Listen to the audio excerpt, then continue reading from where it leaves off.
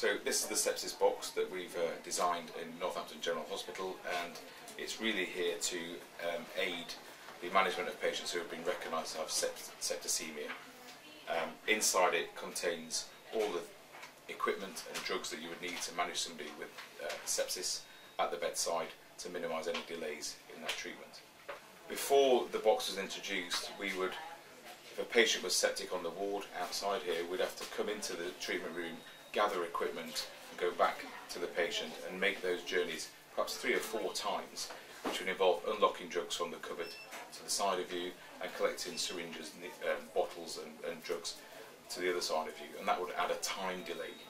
Therefore this box reduces that. Essentially what we want with the box is that the sepsis 6 care bundle is delivered within the first hour, and we know that if antibiotics are given within the first hour of recognition of sepsis, there's a reduced mortality to the patient, so that if patients are delayed more than an hour, there can be an 8% increase in their mortality with septicemia.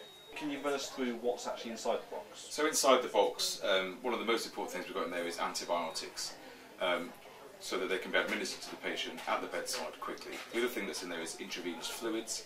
There are syringes, needles, blood culture bottles, so we can check people, take a blood sample from people to check if there is a bacteria within their blood sample.